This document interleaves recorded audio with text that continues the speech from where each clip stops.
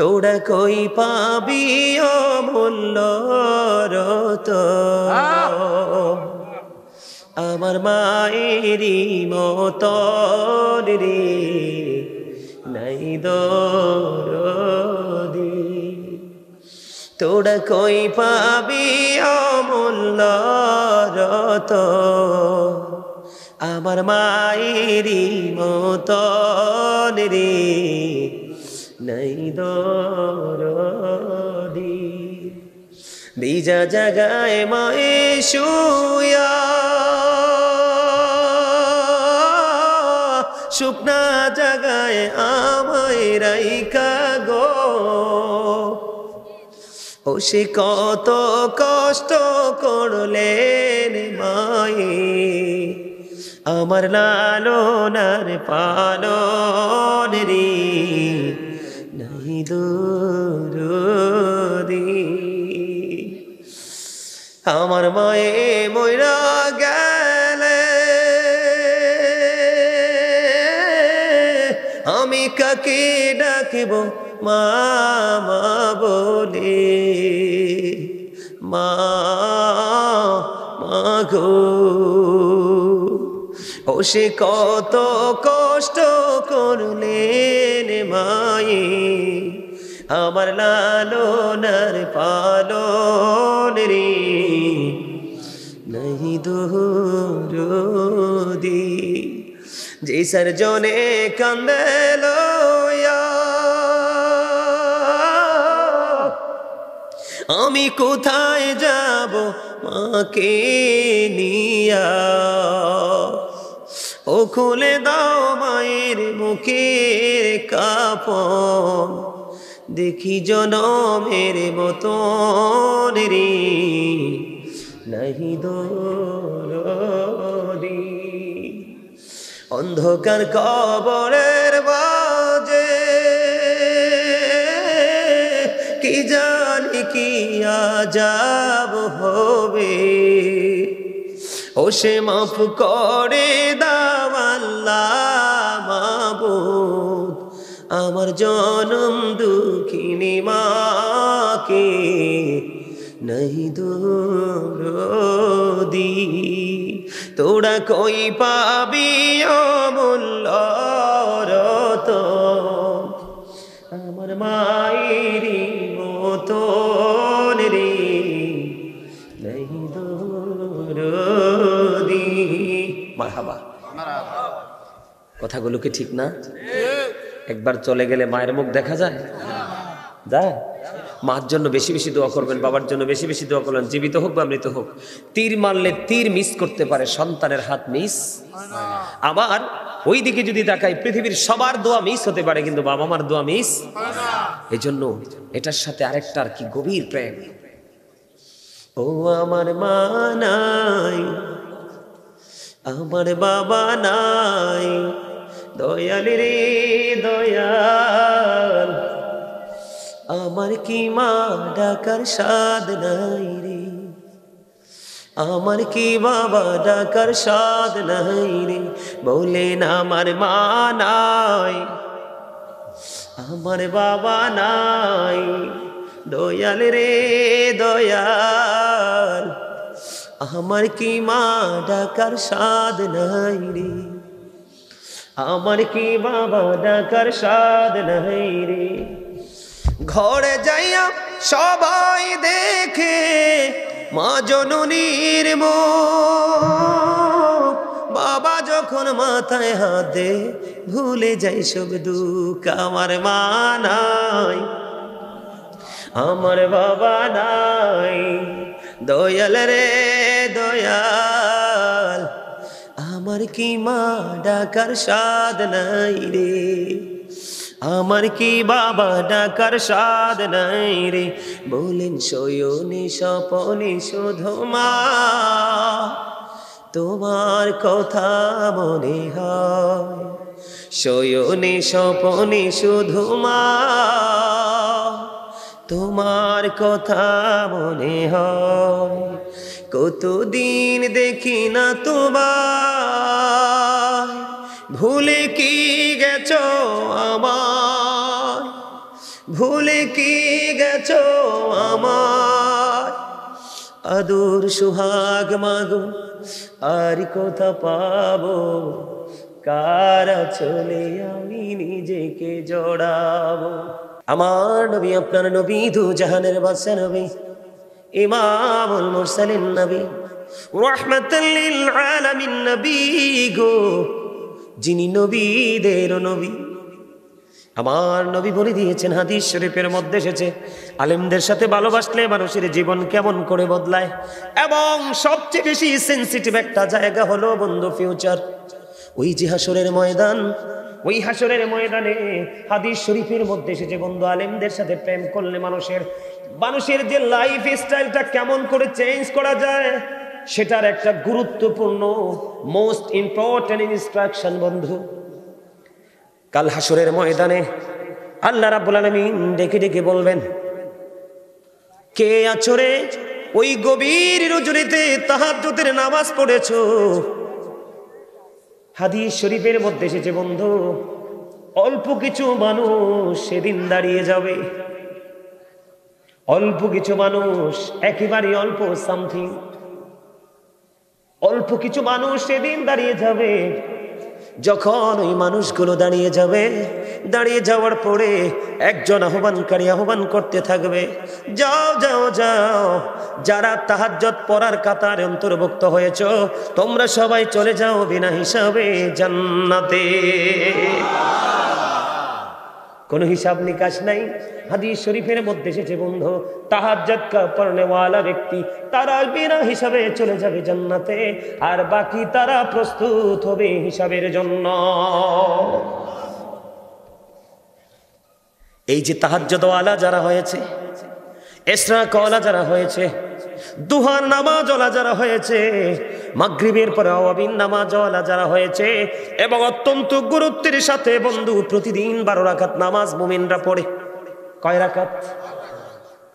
আমি কিন্তু আপনাদেরকে, আলেমদেরকে ভালোবাসলে জীবনের পরিবর্তন কেমন করে আসে, প্রত্যেকটা ধাপ কিভাবে বন্ধু সূক্ষ্মভাবে অতিক্রম করা যায়, ওই জিনিসটা বোঝানোর জন্য আমি আপনাদেরকে বলে দিতে চাই বন্ধু, প্রতিদিন মুমিন ফরজ ওয়াজিবের পাশাপাশি এমন 12 রাকাত সুন্নাত নামাজ আছে রে, ওই 12 রাকাত সুন্নাত নামাজ যদি যথাযথভাবে আদায় করতে পারে, আল্লাহর হাবিব বলে দিয়েছেন, ও আমার উম্মত, আল্লাহর প্রিয় বান্দারা, হৃদয়ের জানালা খুলে তোমরা সবাই শোনো।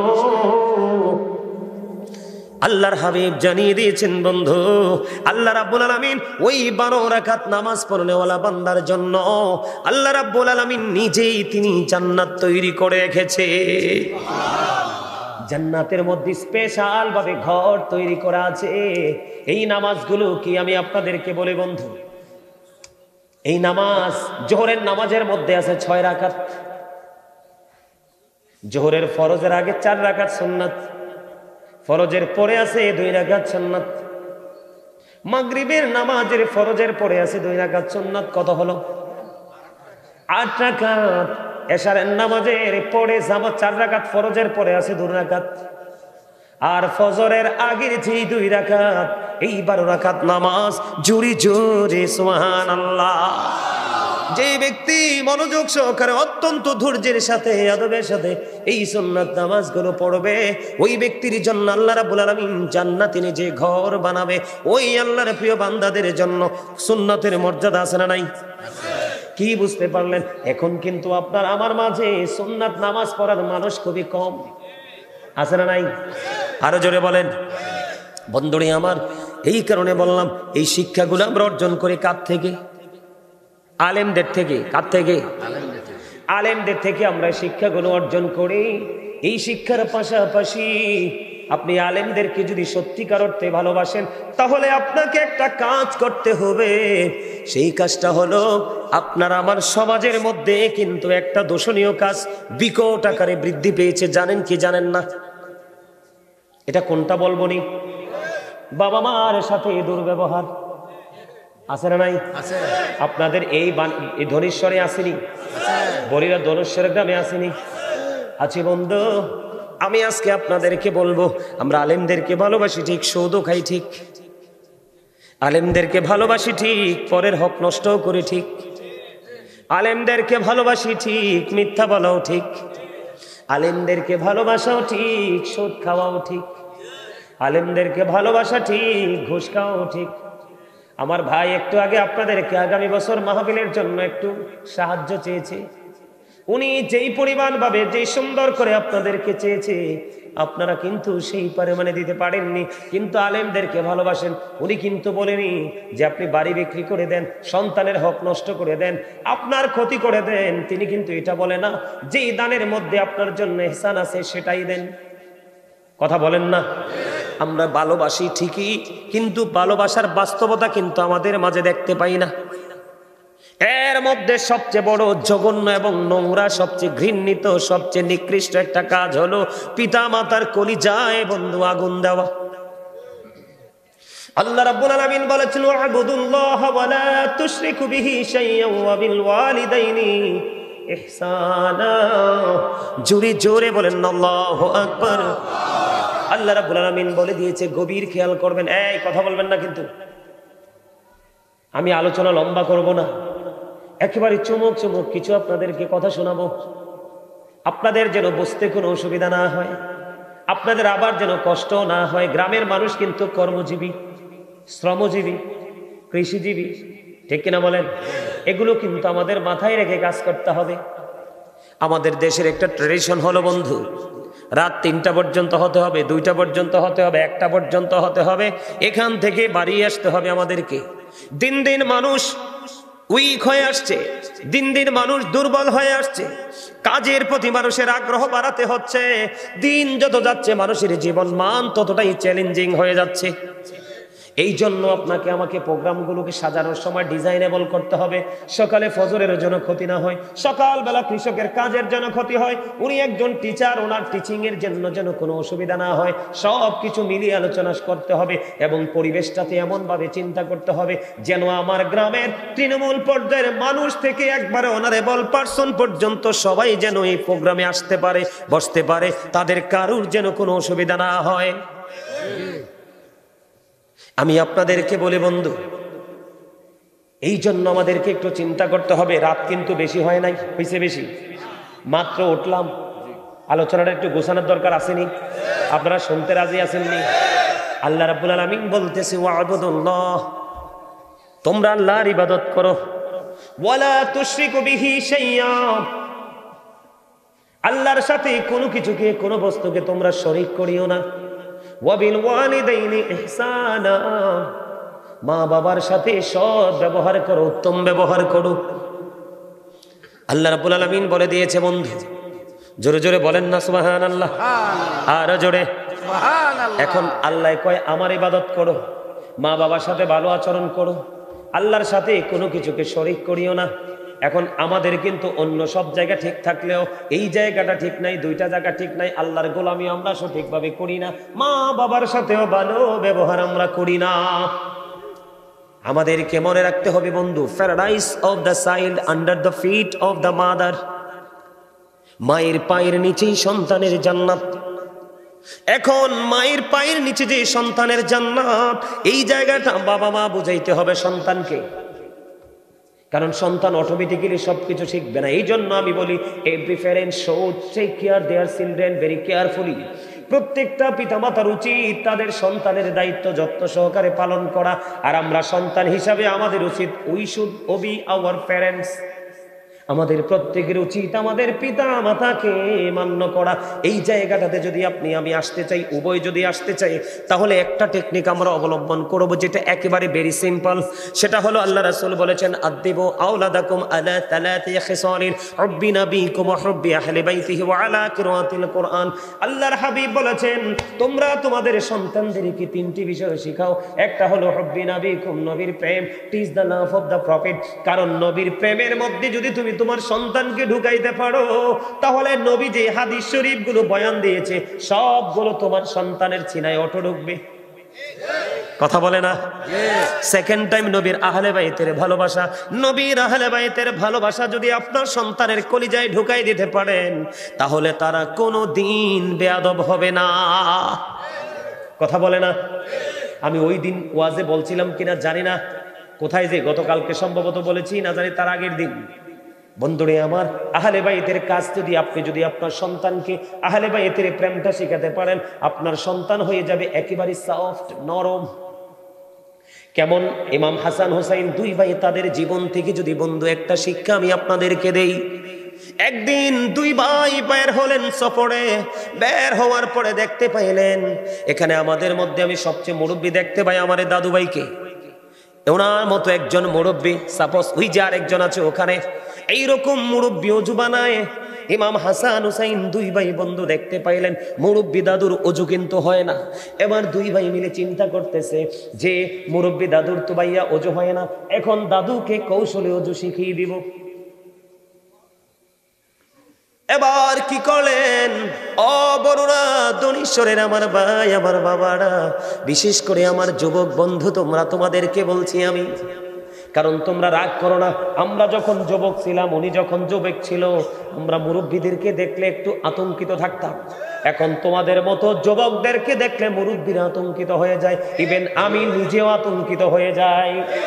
ঠিক না বলেন? কেন? তোমাদেরকে দেখলে মুরব্বীরা ভয় পাবে। এখন ছেলেদেরকে মুরব্বীরা দোয়া করতে চায় না, সামনে যদি না বলে পিছন গিয়ে বলে সে বেয়াদব। কেন জানো নি? এটার কারণ হলো, সবচেয়ে বড় রোগ হলো তোমাদের একটা কারণ হলো বন্ধু, তোমরা আমার নবীর যে আদর্শ, নবীর যে শিক্ষা তুমি লালন করনি, ধারণ করনি, বাস্তবায়ন করনি, তুমি ধারণ করেছো বেঈমান কাফেরদের সংস্কৃতিকে।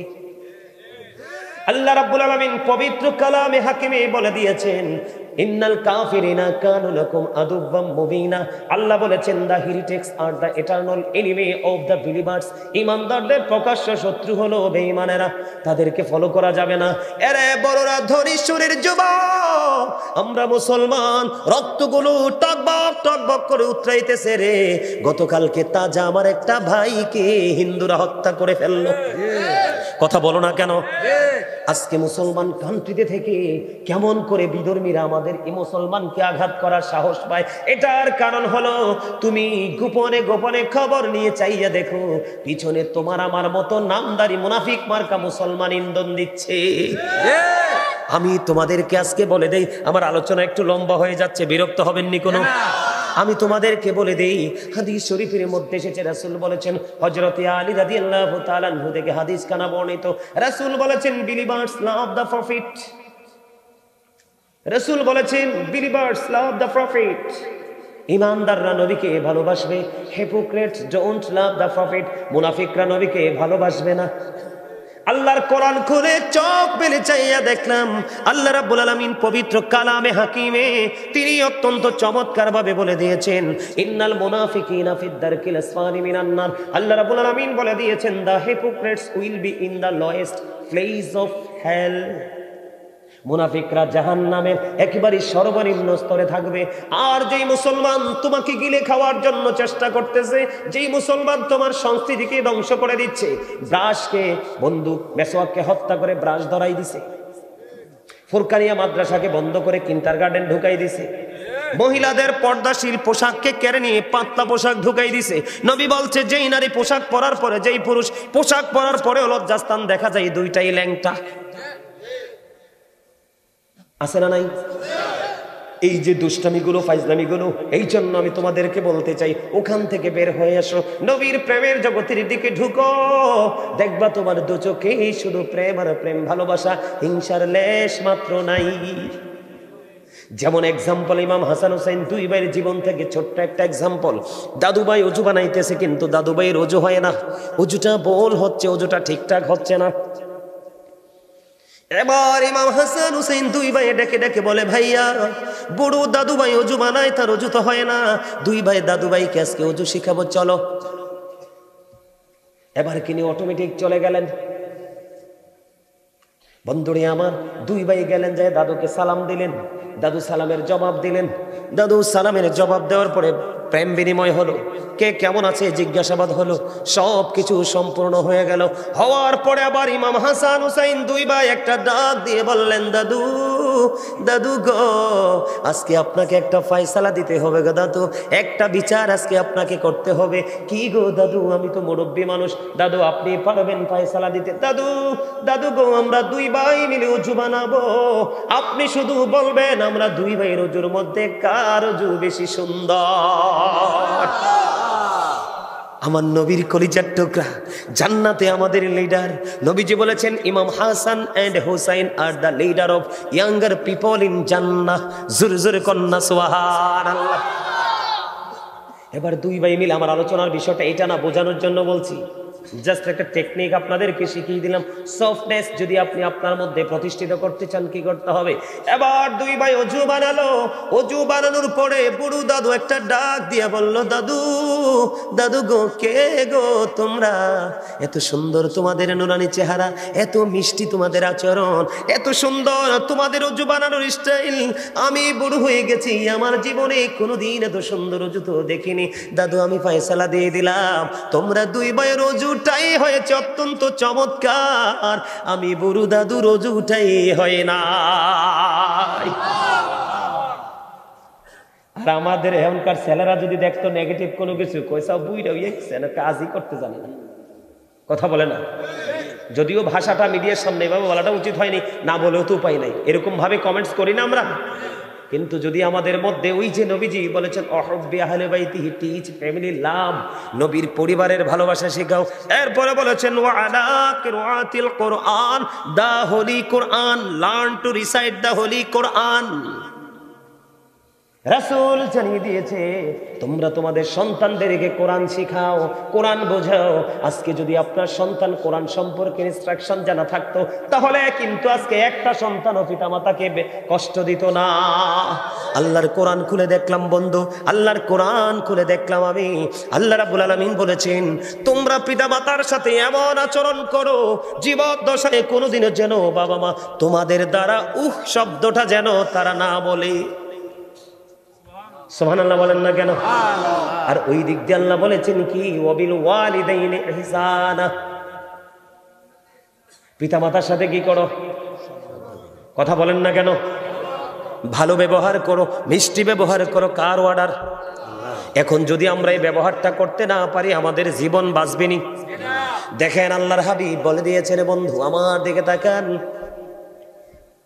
হযরতে আবু আব্দুর রহমান আব্দুল্লাহ ইবনে মাসউদ রাদিয়াল্লাহু তাআলা আনহু থেকে হাদিস কানা বর্ণিত,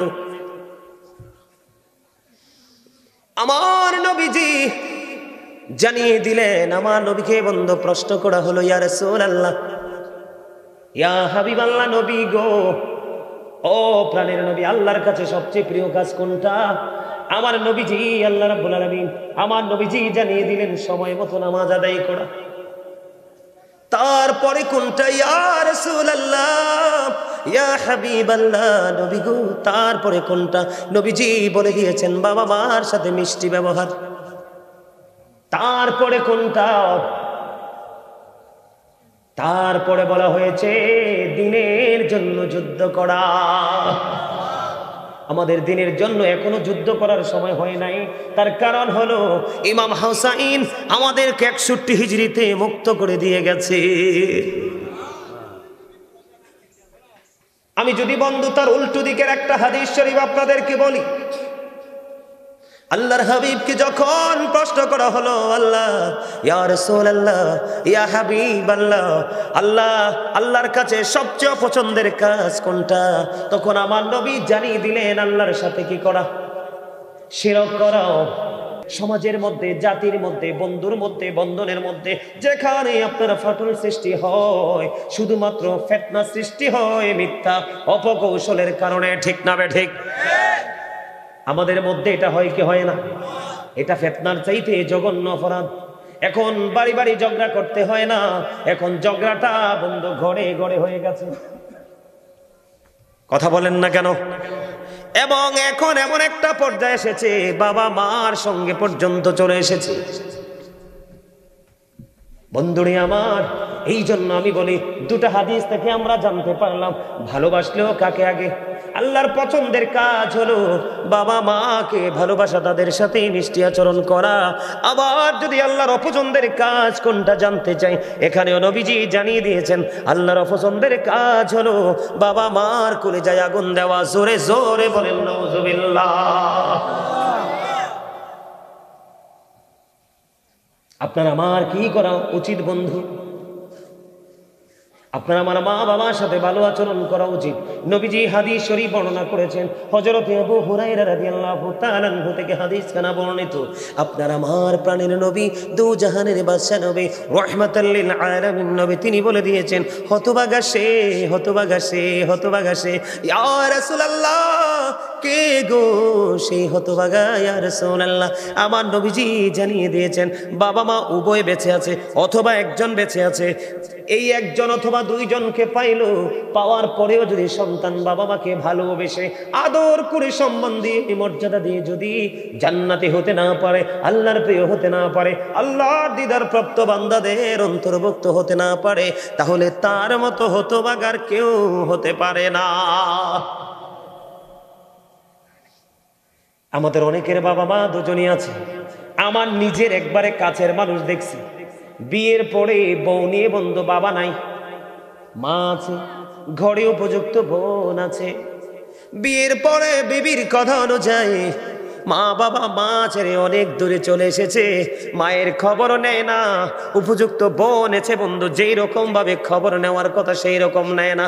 আমার আশেপাশে আমি দেখেছি বন্ধু, মা অসুস্থ হয়ে আছে, চোখে দেখে না, হাঁটতে পারে না, সন্তান বিবি নিয়ে সন্তানদের কিনে মন খোলাসাভাবে চলাফেরা করছে, মাকে হাঁটায় না। ও বন্ধু, আমি আপনাদেরকে আজকে আলোচনা শোনাবো। আমি আপনাদেরকে বলতে চাই, এই পৃথিবীতে আসার মূল মাধ্যম হলো বাবা মা। যেই বাবা মার কারণে আমি দেখছি, আমি নিজে দেখেছি, নিজের কানে শুনেছি, মাকে একবার মা বলে ডাকে না, বাবাকে একবার বাবা বলে ডাকে না, আর শ্বশুরকে যে সুন্দর করে আব্বু বলে ডাক দেয়, আম্মু বলে ডাক দেয়। আমি তাদের ডাকের বিরোধিতা করছি না, শ্বশুর শাশুড়ি মুরব্বী তারাও সম্মান, তবে আগে তোমার বাবা মা পাবে সবচেয়ে বড় সম্মান। সবচেয়ে বেশি উচ্চ মর্যাদার হক কে? আমি আপনাদেরকে বলি, মন গড়া কথা বলার অভ্যাসটাই সিম্পল ভাবে বলে দিব বন্ধু। আপনার আমার প্রাণের নবীকে প্রশ্ন করা হলো, ইয়া রাসূলুল্লাহ, ইয়া হাবিবাল্লাহ, নবী গো, ও প্রাণের নবী, আমার কাছ থেকে সবচেয়ে মিষ্টি সবচেয়ে ভালো আচরণ পাওয়ার হক কার বেশি? আমার নবীজি বললেন, ক্বালা উম্মুকা, তোমার মা।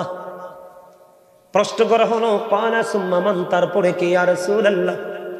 আমার নবীজি বললেন, ক্বালা উম্মুকা, তোমার মা। আবার প্রশ্ন করা হলো, ক্বালা সুম্মা মান, তারপরে কে? আমার নবীজি আবারও বললেন, ক্বালা উম্মুকা, তোমার মা। আবার প্রশ্ন করা হলো, ক্বালা সুম্মা মান, তারপরে কে? আমার নবীজি এবার বললেন, ক্বালা আবুকা। তিনবার মায়ের কথা বলেছে, একবার বাবার কথা বলেছে। এর মানে এই জন্যই না যে বাবার সম্মান কমে গেছে। আল্লাহর হাবিব বলে দিয়েছেন, যেই সন্তানটা বাবার অবাধ্য, এই সন্তানটা আল্লাহর অবাধ্য। যেই সন্তানকে বাবা সহ্য করতে পারে না, একে আল্লাহ নিজেও সহ্য করে না। বাবা মার মর্যাদাটা আপনাকে আমাকে বন্ধু বুঝে নিতে হবে। আমার দিকে তাকান,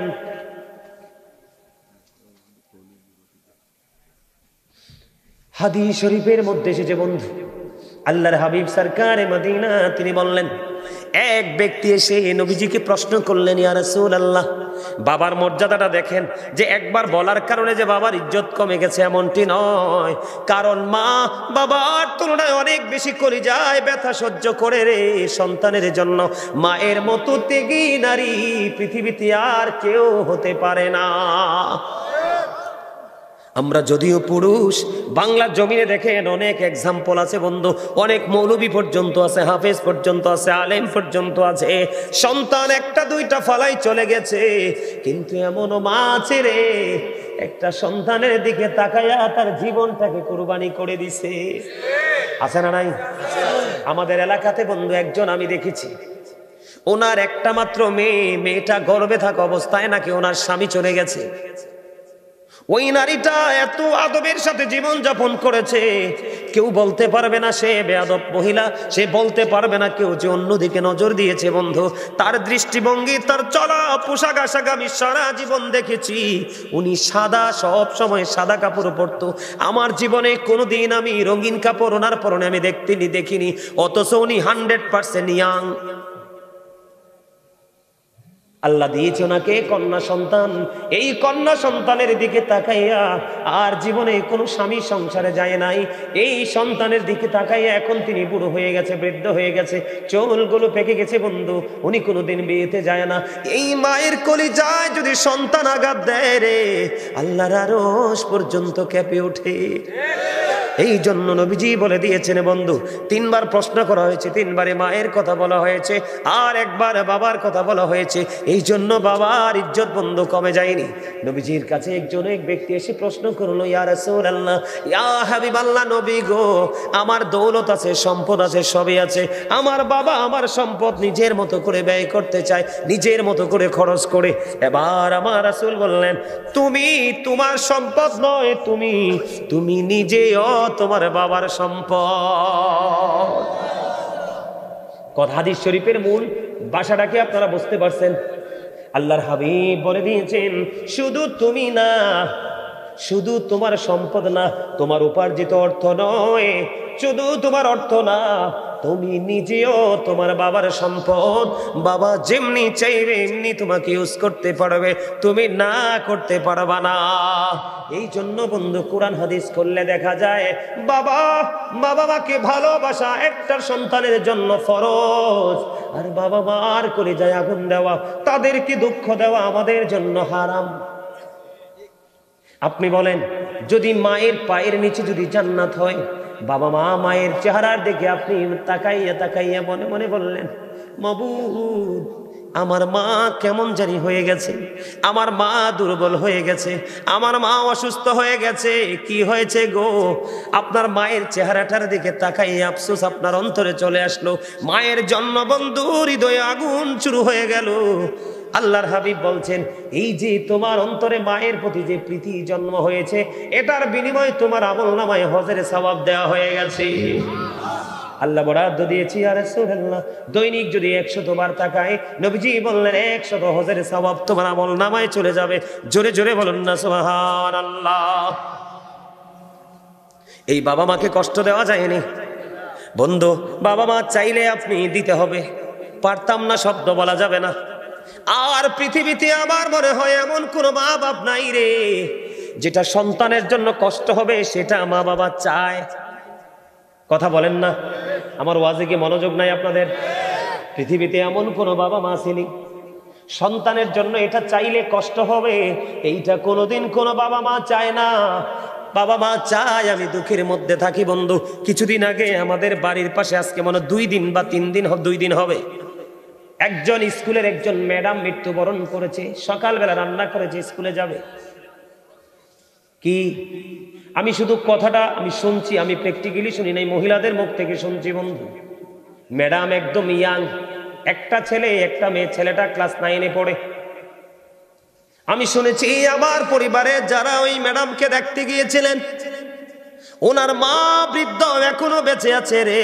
যদি উনি সরল মনে বলে ফেলেছে, কথাটা জানে না, উনি বলেছে, আজরাইল, আজরাইল রে, আমি বড় হয়ে গেছি রে, আজরাইল তুমি কি আমায় নিতে পারলা না? আমার চোখের সামনে থেকে আমার এই মেয়েটাকে কেমন করে তুমি কেড়ে নিয়ে গেলা? জোরে জোরে বলেন না আল্লাহু আকবার, একবার বলেন না সুবহানাল্লাহ। মা নাকি চিৎকার করে বারবার বলছে, আজরাইল তুমি আমায় কেন নিলা না? আমাকে কি তুমি দেখতে পাইলা না রে আজরাইল? আমি কেমন করে সইব? আমার চোখের সামনে আমার সন্তানের লাশ। বন্ধু, পৃথিবীর বুকে ভারী যদি কোনো কিছু থাকে রে, এটা হলো মা বাবার কাঁধে সন্তানের লাশ। এর চেয়ে ভারী আর কোনো কিছু নাই পৃথিবীর বুকে। ঠিক কিনা বলেন? আমারও একটা ছোট ভাই মারা গেছে, সে রবিউল আওয়াল নাম ছিল বন্ধু তার। আমার মনে আছে রে, আমার ভাইটা যখন ইন্তেকাল করেছিল, আমার মা পুরো পাগল হয়ে গেছিল। আমার মা বলতো যে পৃথিবীর কোথায় গেলে আমার কলিজায় শান্তি মিলবে রে, আমি কোথাও গেলে আমি শান্তি খুঁজে পাই না, কোথায় গেলে শান্তি পাবো, এই শান্তি একমাত্র আল্লাহ ছাড়া কেউ দিতে পারবে না। আমি মা বাবার মন বোঝানোর জন্য বলেছি রে বন্ধু, মা যখন অসুস্থ হবে তুমি সেবার জন্য আগাই আসো, মায়ের পরনে বস্ত্র নাই সুন্দর দেখে কিনে দাও, মা যেটা খেতে পছন্দ করে তুমি মনে মনে নিয়ত করো, মালিক আমার মা তো এই জিনিসটা খেতে মনে চায়, মা পছন্দ করে, আমার তৌফিক নাই, যেই তৌফিক আছে এটার স্বল্প পরিমাণ দিয়ে তুমি নিয়ে আসো। মাকে আল্লাহর কাছে দোয়া করে দিবে, দেখবে তোমার পৃথিবীর দরজা সবগুলো ওপেন হয়ে যাবে। তার একমাত্র প্রমাণ হলাম আমি গাজী সুলাইমান। আমি যদি ব্যক্তিগতভাবে দ্বন্দ্ব বলি, আমার গ্রামের মানুষ এই আলোচনাটা শুনবে। আমি যদি মিথ্যা বলি, আপনারা খবর নিতে পারবেন। আমার জীবনে আমি মায়ের এত বেশি কাপড় ধুয়েছি, মনে হয় না কোনো মেয়ে, এখনকার যুগের মেয়ে মার কাপড় ধোয়। এখনকার মেয়েরা এত বড় বেয়াদব। ও বন্ধু, স্কুল কলেজের কাপড়গুলো অসুস্থ মায়ের জন্য রেখে যায়, মা তুমি এগুলো কি ওয়াশ করে দিও, ঠিক না ঠিক? আর আমি গাজী সুলাইমান, মা গোসল করার পরে বলতাম, মা এটা রেখে দেন আমি ধুয়ে দিব। অসংখ্য দিন মায়ের কাপড় ধুয়েছি, মায়ের সাথে বন্ধু হাড়ি পাতিল মেজে দিয়েছি।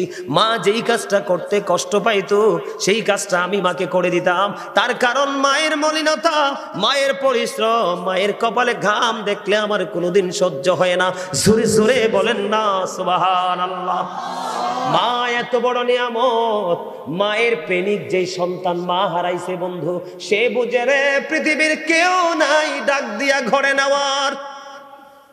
কথা বলেন আছে পৃথিবীতে বন্ধু? গতকালকে আমি বগুড়া থেকে আসার সময় আমার একটা ছেলে, আমার সফর সঙ্গী, সে বলে, ভাই আমার বাবা চলে গেছে, এখন আর আমি সারাদিন সারা রাত্র বাইরে থাকলেও কেউ আমাকে একটা মিনিট ফোন দিয়ে জিজ্ঞেস করে না তুই কোথায় আছিস। এটাই বন্ধু বাস্তবতা। মা বাবার প্রেমের ভুবন, এই ভুবনে যদি কোনো সন্তান ঢুকতে না পারে, মা বাবার কলিজার মধ্যে যেই প্রেমের ভবন আছে রে, ওই ভবনে যেই সন্তান ঢুকতে পেরেছে তার জীবনে বন্ধু ভ্রমণ শুরু হবে। মৃত্যুর আগে সেই ভ্রমণ শেষ করতে পারবে না সেই বাগান ভ্রমণ করে। এটা পৃথিবীর সকল কিছুর চাইতে বড় মা বাবার কলিজায় বন্ধু যেই বাগানটা আছে। কিন্তু সন্তানগুলো একটুখানি সুখের জন্য মা বাবার কলিজায় বন্ধু আগুন জ্বালাই দেয়। এই আগুন তোমাকে উপরে বন্ধু পুড়িয়ে ছাই করে দিবে, কোনো দিন তুমি বুঝতে পারবা না। এই কারণে আমি ওই ছোট্ট কালে ক্লাস 9-10 যখন পড়ে একটা গজল লিখেছিলাম বন্ধু বাবা মাকে নিয়ে। কেমনে গেলা পাখি দিয়া মাগো আমায় একা ফেলে, দিবানিশি তুষের আগুন এই হৃদয়ে জ্বলে।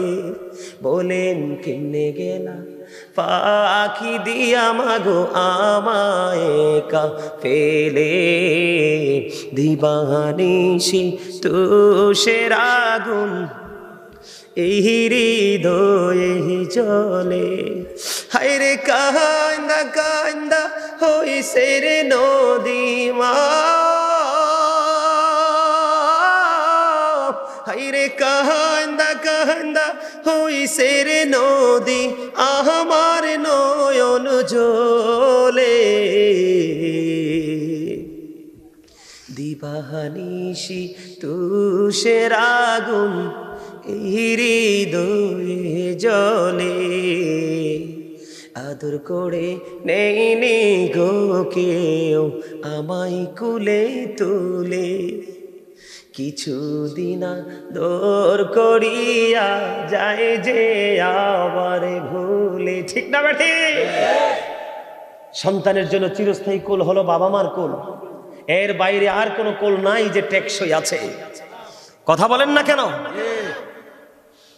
আদর করে নেই নি গো কেউ আমায় কুলে তুলে, কিছুদিন দর করিয়া যায় যে আবার ভুলে, আমায় নাম দড়িয়া ডাকি দিয়া আরে মা,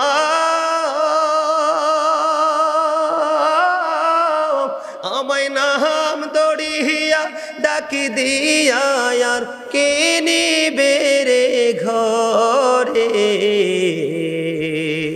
দিবানিশি তুষের আগুন এই হৃদয়ে জ্বলে। ঠিক না বা ঠিক? ডাক দিয়ে নেওয়ার মতো কেউ আসেনি। বন্ধু, সেই ছোট্ট থাকতেই গজলটা লিখেছিলাম, অনেকবার অনলাইন থেকে ভাল লাগলে শুনে নেবেন।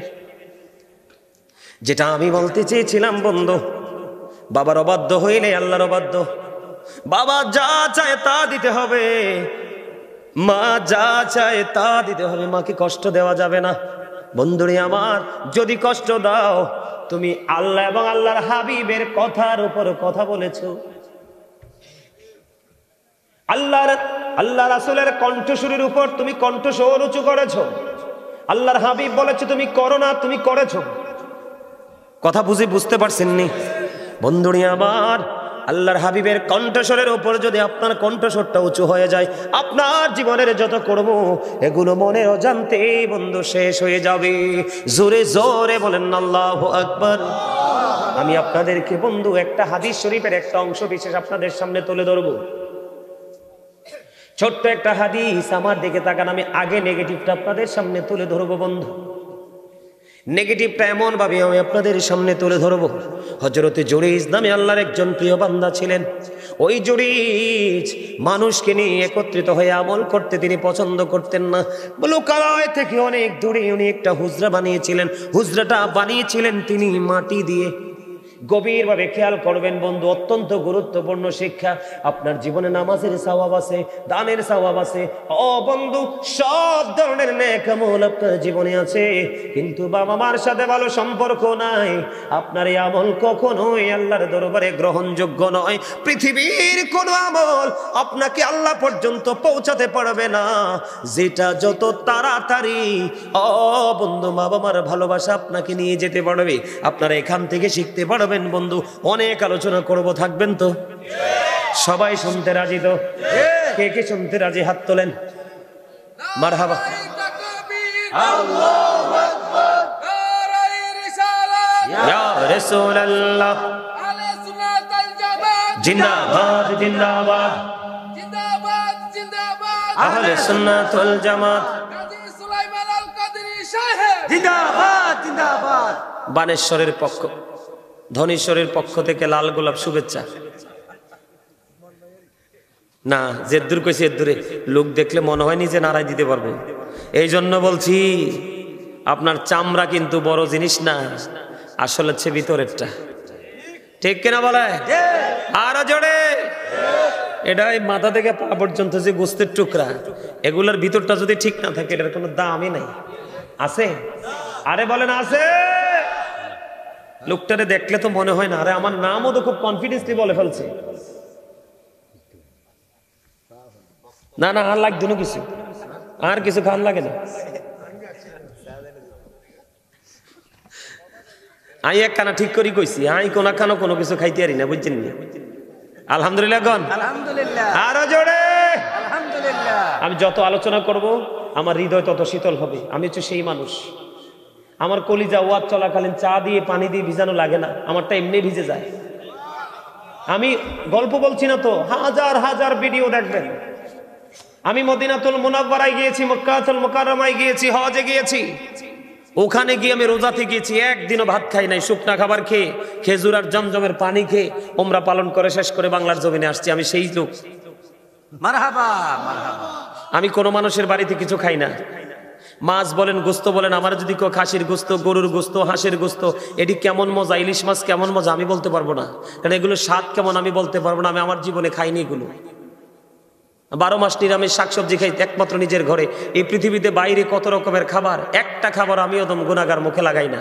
আমি সেই লোক। অহংকার করে বলছি না, আল্লাহর দরবারে শুকরিয়া জ্ঞাপন করে বলছি, আল্লাহ যে আমাকে এই যেই তাকওয়াটা অবলম্বন করার মতো ক্ষমতা দিয়েছে, এটা আমি মনে করি এটা আমার জন্য স্পেশাল এক নিয়ামত। জোরে কন্যা আলহামদুলিল্লাহ, আলহামদুলিল্লাহ। আরো জোরে। বিশ্বাস করেন, আমাকে যদি কেউ খাবারের জন্য বিরক্ত করে আমি রাগ করি, কিন্তু আমাকে যদি বলে হুজুর আধা ঘন্টা আরো বাড়াই আলোচনা করেন, আমি খুশি হই। মারহাবা। বিশ্বাস করবেন আপনারা? এটা বিশ্বাস হয়? আলহামদুলিল্লাহ বলেন। আলহামদুলিল্লাহ। আমি আল্লাহর রহমত, মদিনাওয়ালার নেগায়, মা বাবার দোয়ায় আমি আসলে সত্যি যত আলোচনা করব ততই আমার হৃদয় শীতল হবে, তৃষ্ণা ততই মিটবে। আমার চা খেয়ে, দুধ খেয়ে, পানি খেয়ে আপনারা দেখবেন চেকিং করে আমার জীবনে কোনো রেকর্ড নাই যে ওয়াজের ময়দানে 2 ঘন্টা 3 ঘন্টা আলোচনা করেছি। ওই যে তোমরা তো ছিলে, ইসমাইল তোমরা ছিলে না ওই দিন? প্রায় 2.5 ঘন্টার উপরে আলোচনা করছি। খাইছি চা? ও আগে দেখছো? আমার কিছু লাগে না। কনা আমিন। আমিন। আরো জোরে কনা আমিন, আরো মহব্বতে কনা আমিন। বন্ধুরে আমার, হৃদয় খুলে শোনো, বিশেষ করে তোমরা যুবক। আমি এখনো পর্যন্ত, আমার মা ওই দিন বলেছে, আমার গাজী সুলাইমান এখনো আমার কাছে সেই ছোট্ট ছেলে। সুবহানাল্লাহ বলবেন না? এবার বোঝেন মায়ের কলিজায় আমার বসতিটা কত বৃহৎ। একজন প্রশ্ন করেছিলেন আমার মাকে, আমার মা এক জায়গায় গিয়েছিলেন একটা দাওয়াতে আমার ফ্যামিলি পরিবার সহ। মা বলতেছে আমি চলে যাই তাড়াতাড়ি, কারণ আমার ছেলেটা প্রোগ্রামে যাবে, তাকে হাদিয়া দিতে হবে। আর একজন প্রশ্ন করেছিল, আপনি কি বললেন এইটা? আপনার এত বড় ছেলে, এটা কি ছোট্ট ছেলে নাকি যে এখনো আপনার পকেট থেকে টাকা দিতে হয়? আমার মা বলেছে, আমার ছেলের আমার টাকা ছাড়া তার দিন চলে না, রাত চলে না। প্রতিদিন আসার সময় মার কাছ থেকে গাড়ি ভাড়া নিয়ে আসি। বন্ধু বিশ্বাস করবেননি, এটা যুবক তোমাদেরকে বোঝানোর জন্য বলি রে। আমার কলিজায় মায়ের প্রতি এত বেশি এক্সপেকটেশন। মা আমার 100 টাকা লাগবে দেন, 500 টাকা লাগবে দেন। মার কাছ থেকে খুঁজে খুঁজে বাজার করি, মার কাছ থেকে এটাতে আমি অনেক প্রশান্তি পাই। যা করি সবগুলো মুট করে নিয়ে মায়ের কাছে দিয়ে দে। মা কি করেছে এটা দ্বিতীয়বার আর জিজ্ঞেস করি না, মা আপনার কাছে দিলাম, এই টাকাগুলো কি করেছেন এটা আমি একটা বারের জন্য মাকে প্রশ্ন করি না। কারণ বন্ধু, মা যেই কষ্ট আমাকে নিয়ে করেছে রে, সারা পৃথিবী যদি মায়ের কদমে নিয়ে ফালাই, আমার চামড়া চুলে যদি জুতা বানাই দেয়, আমার চামড়া দিয়ে যদি তুষক বানাই দে, তারপরেও তো মায়ের ঋণ আমি শোধ করতে পারবো না। বন্ধু আমি তোমাদেরকে বলবো, আমি হাদিস শরীফটার মধ্যে একটুখানি পড়ে আসবো। বন্ধু তোমরা শোনো, এই জন্য বলেছি আলেমদেরকে বেছে নাও, যাকে তোমার বেশি পছন্দ তার সাথে তুমি একটা প্রেমের ডুরি লাগাও। তোমার জীবনে নেগেটিভ কোনো শব্দ থাকবে না, যেদিকে যাবে সেদিকে গোলাপের পাপড়ির মতো সবাই ভালোবাসবে। কই যাইতাম? আপনার ভালো লাগলে এই ফ্লাক্সটা শেষ করেন, দরকার লাগলে আমিও অর্ডার দিয়ে আরেকটা আনাই দিব। কি কন, ঠিক আছে না? কথা ঠিক নেই? হ্যাঁ, আর ব্যাক কথা ঠিক। আলহামদুলিল্লাহ। এই বদ্দাখানা কত কম হোক, যে চিকন আলী অন্তরে প্রেম আছে, চোখে ইশারা দিছি, বুঝছে যেতে ভুল করছে। এক মায়ের পাগল ছেলে বন্ধু, মায়ের পাগল ছেলে মাকে বন্ধু অনেক লম্বা সময় 5 থেকে 6 বছর পর্যন্ত মাকে কাঁধে করে, মা অসুস্থ, মাকে কাঁধে করে বন্ধু খানায় কাবাটা তাওয়াফ করিয়েছে, মানে কোলে করে খানায় কাবাটা তাওয়াফ করানো। খানায় কাবা তাওয়াফ করানোর পরে এবার সাদিকুত তাইয়ার নামে এক আবেদ ওনাকে প্রশ্ন করলেন, আমি আমার মাকে বছরের পর বছর, আমার মায়ের খুবই শখ খানায় কাবা তাওয়াফ করবে। আমি বছরের পর বছর আমি আমার মাকে কাঁধে করে করে খানায় কাবা তাওয়াফ করিয়েছি।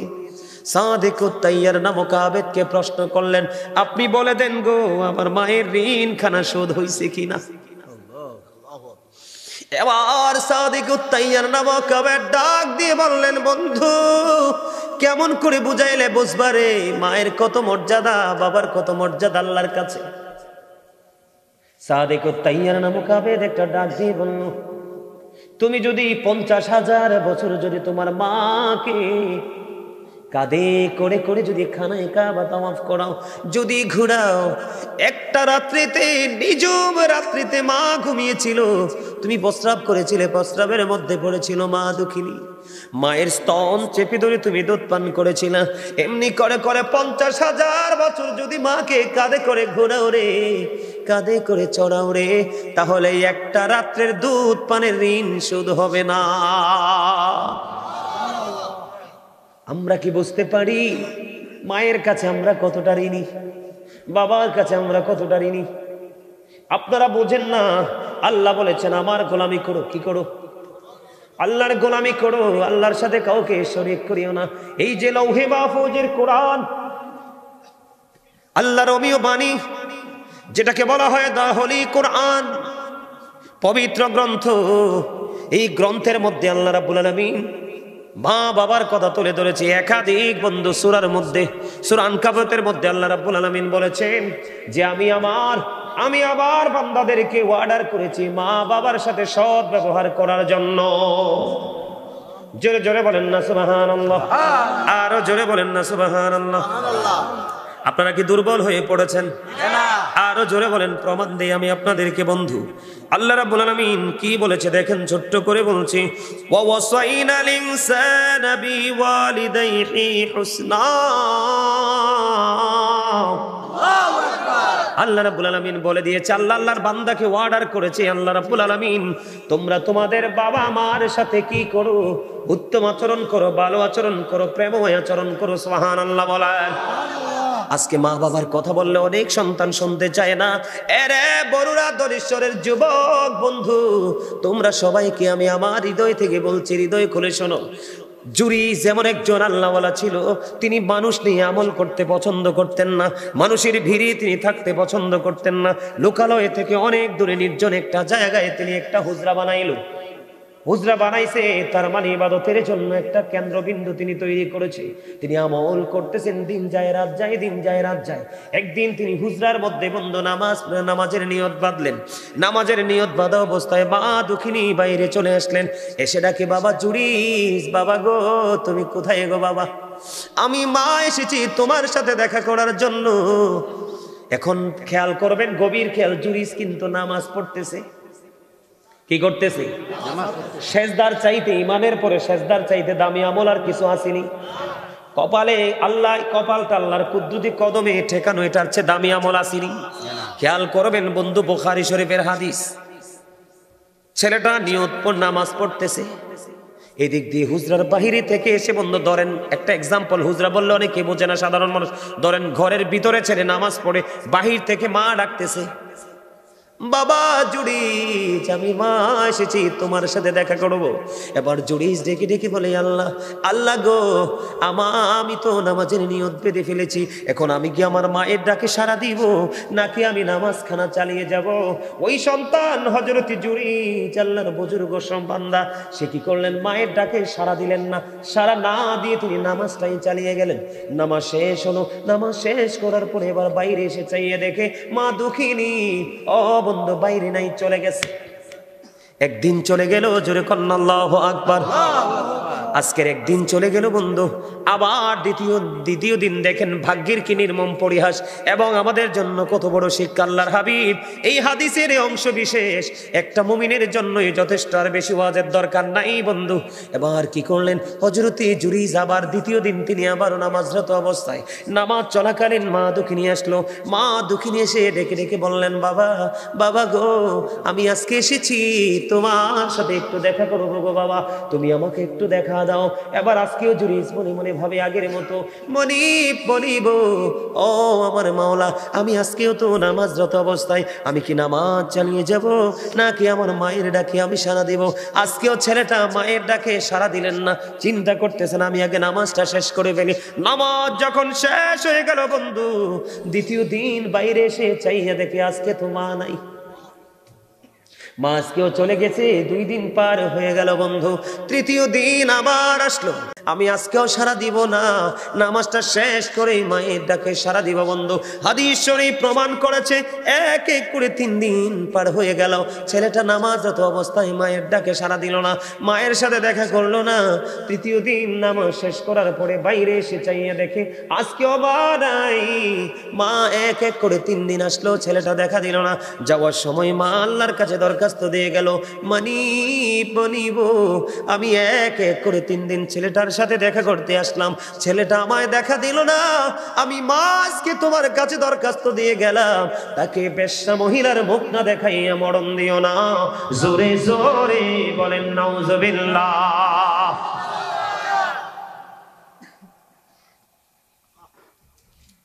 এবার আশ্চর্য ধরনের ঘটনা বন্ধু। মা কি করলো, দোয়া তো বড় দোয়া করে চলে গেল। পাশেই বসবাস করতো এক বেশ্যা মহিলা, মহিলার পেটের মধ্যে বাচ্চা। ধীরে ধীরে ওই বেশ্যা মহিলার গর্ভ থেকে সন্তান প্রসব করলো। করার পরে মানুষ তাকে প্রশ্ন করলো, তুমি সন্তান তুমি কোত্থেকে নিয়ে এসেছো? বন্ধু আফসোস লাগে রে, এই পৃথিবীর সন্তান, ও বন্ধু এই পৃথিবীর সন্তানগুলোর কি অবস্থা হবে রে। বেশ্যা মহিলার যখন সন্তান পৃথিবীতে আসলো, মানুষ তাকে প্রশ্ন করতে লাগলো, তুমি সন্তান তুমি কোত্থেকে নিয়ে এসেছ? এবার এই বেশ্যা মহিলা একটা ডাক দিয়ে বলল, এই সন্তান আমি এনেছি ওই জুরিস থেকে। জোরে জোরে বলেন না নাউজুবিল্লাহ। একবার বলেন আল্লাহু আকবার। আল্লাহর দোয়া মায়ের দোয়া আল্লাহ কবুল করছেনি। এবার দেখেন ছেলেটার পাওয়ার বোঝানোর জন্য, এত পাওয়ারফুল সন্তান হওয়ার পরেও মায়ের অভিশাপ দিতে লাগতে দেরি হয় নাই। অথচ এই সরল মনা জুরিস, আল্লাহওয়ালা জুরিস, ও বন্ধু তাকে একজন সুফি বা সাধক আমি বলতে পারি, ওই জুরিস এই সম্পর্কে কিছুই জানে না। সরল মনা জুরিজ যখন শুনতে পাইল এই বাচ্চাটা বেশ্যা মহিলার গর্ভে জুরিজ থেকে এসেছে, বন্ধু তৎকালীন সময়ে মানুষগুলো পাগল পারা হয়ে গেল, পাগল দেওয়ানা হয়ে গেল বন্ধু। এবার জুরিজের কাছে চলে আসলো, জুরিজের হুজরাটা ভেঙে ফেললো, জুরিজকে প্রহার করা শুরু করলো, তাকে হুজরা ভেঙে টেনে হেসড়ে তার হুজরা থেকে বের করা হলো। আর সরল মনা জুরিজ ডেকে ডেকে বলে, বন্ধু তোমরা আমাকে বলো না আমি কি অপরাধ করেছি? কয় তোমার অপরাধ হলো ওই বেশ্যা মহিলার সাথে তুমি অবৈধ মেলামেশা করে বেশ্যা মহিলাকে তুমি গর্ভে সন্তান দিয়েছো। এবার আল্লাহওয়ালা জুরিস, এবার দেখেন আমি সন্তান, তোমরা ভাই বাবা আমি তোমাদেরকে বোঝাচ্ছি, সন্তানটার এত বড় বুজুর্গ ছিল, এত পাওয়ারফুল ছিল সন্তানটা, এত বড় বুজুর্গ ছিল। এবার সরল মনা জুরিস বন্ধু নামাজ পড়লেন, নামাজ পড়ার পরে এবার তিনি ডাক দিয়ে বললেন, এই বাচ্চাটাকে আমার কাছে নিয়ে আসো। অসংখ্য মানুষ ওই জুরিজের এই সিমটম দেখার জন্য চলে আসলো, জুরিজ যে অপকর্ম করেছে সেটার অবনতি দেখার জন্য আসলো। মানুষগুলো বন্ধু পলকিন দৃষ্টি দিয়ে তাকিয়ে আছে। এবার জুরিজ বন্ধু নামাজটা শেষ করলো, নামাজ শেষ করার পরে বললো, বাচ্চাটাকে আমার কাছে নিয়ে আসো। বাচ্চাটাকে যখন তার কাছে নিয়ে আসা হলো, এবার জুরিজের বরকতময় হাত ওই বাচ্চাটার পেটটার উপর রেখে বাচ্চাটাকে একটা ডাক দিয়ে বললো, বাবু বাবু বলো না তোমার বাবাকে। এবার বন্ধু ছোট্ট মাসুম বাচ্চা, নবজাত শিশু, এবার ওই শিশুর অটোমেটিক্যালি জবান খুলে গেল। ও বন্ধু যেমনি জবান খুলে গিয়েছিল ঈসা রুহুল্লাহর, সুবহানাল্লাহ বলেন না, তেমনি ভাবে ওই অবলা ছোট্ট শিশুটার জবান খুলে গেল। এবার ওই ছোট্ট শিশু জুরিদের হাত পেটটার উপর রাখতে দেরি ছোট্ট শিশু ডাক দিয়ে বলল, ওই রাখাল আমার বাবা। জোরে জোরে বলেন না সুবহানাল্লাহ। একবার পড়েন আল্লাহু আকবার। এখান থেকে কিছু বুঝতে পারছেন নি আপনারা? জুরিজের পাওয়ার আসেনি, মর্যাদা আসেনি। যার মর্যাদাকে বৃদ্ধি করার জন্য ছোট্ট বাচ্চার জবান দ্বারা প্রমাণ করে দেয় আমার আল্লাহ কতটা আল্লাহর প্রিয় বান্দা। কিন্তু মা যে দোয়া তোর করে দিল, 3 দিন করে দেখা করতে আসলাম, দেখা দিলা না। বেশ্যা মহিলার সাথে তোমাকে কি করতে হবে? যুক্ত হতে হবে। হইছে কি হইছে না? আরো জোরে বলেন। পরে তৎকালীন সময় মানুষগুলো জুরিদের হাত চুমু খেতে লাগলো, জুরিদের অঙ্গ প্রত্যঙ্গ চুমু খেতে লাগলো। আবার বলল, রে জুরিস, আমরা অন্যায় করেছি, তোমার এই হুজরাটাকে আমরা স্বর্ণ দিয়ে আবার বাধাই করে দিব। জুরিস বলল, না না, আমার স্বর্ণের কোনো লালসা নাই রে, আমাকে তোমরা মাটি দিয়ে হুজরাটা বানায়া দাও। কত বড় তাকওয়া, কত বড় আল্লাহওয়ালা হযরত জুরিস। তারপরেও মাকে কিন্তু সে গালি দেয় নাই, বকা দেয় নাই, শুধু দেখা করতে আসছে, সন্তানকে দেখা দিল না। আল্লাহ রাব্বুল আলামিনের কাছে দরখাস্ত দিল, কবুল হয়ে গেল। এই যুগের ছেলেদের কিন্তু অত বড় বুজুর্গি নাই, এত বড় তাকওয়া নাই। তারা কোথায় আছে, কোথায় থাকবে, কোথায় যাবে সেটার খবরও নাই। তাহলে আপনারা বলেন, এই সন্তানের প্রতি যদি বাবা মা বিরক্ত হয়, তাদের কোনো উপায় থাকবে না। এমনি পাবে বন্ধু, মায়ের অভিশাপে যেমনি, আমার দিকে তাকান, মায়ের অভিশাপে যেমনি সন্তানটাকে হয়ে গেল, বিপদ থেকে বন্ধু বিপদে পড়ে গেল, ঠিক তেমনি ভাবে আমি আপনাদেরকে বলি আরেকটা হাদিস শরীফ বন্ধু, এটাও বুখারী মুসলিম শরীফের মধ্যে এসেছে। বলবো নাকি শেষ করে দিব? হ্যাঁ, আরো শুনবেন? চলবে? অত্যন্ত মজার একটা ওয়াজ বন্ধু, অত্যন্ত মজার একটা হাদিস। এখান থেকে সত্যিকারের মুমিন যারা রে, ও বন্ধু, আপনাদেরকে আমি এর মাঝখান দিয়ে আরেকটা মেসেজ দিয়ে দিই। আপনারা হয়তো অনেকে এমন থাকতে পারেন, একটা সময় গরিব ছিলেন, এখন আপনার দৌলত হয়েছে, সম্পদ হয়েছে, কিন্তু মা দুঃখিনী তো পৃথিবীতে নাই, বাবা তো পৃথিবীতে নাই। এখন আপনি মনে মনে চিন্তা করেন, হুজুর, আমার বাবা মা পৃথিবীতে যখন ছিল গো, আমার তো দৌলত ছিল না, এখন মা বাবা তো পৃথিবী থেকে চলে গেল, আমাকে আল্লাহ দৌলত দিয়েছে, আমি তো বাবা মাকে ভালোবাসতে পারি না, আমি আমার মা বাবাকে ভালোবাসতে চাই। সবার পরে আমি কোন ভাবে ভালোবাসবেন মৃত বাবা মাকে, আমি সেই টেকনিকটাও শিখাই দিয়ে যাব। তবে বন্ধু, এই সুস্থ সন্তান যেমনি করে মায়ের অভিশাপে বরদোয়ায় পড়েছে, ঠিক তেমনি ভাবে বিপদগ্রস্ত সন্তান কিভাবে মায়ের দোয়ায় বিপদ থেকে বেঁচে গেছে। বুখারী এবং মুসলিম শরীফ থেকে একটা হাদিস শরীফ, বনি ইসরাইলের 3 জন লোক, আমার দিকে তাকান, আমি রাবির নামটা বললাম না, বনি ইসরাইলের 3 জন লোক বন্ধু, তারা ভ্রমণে বের হলো, সফরে বের হলো।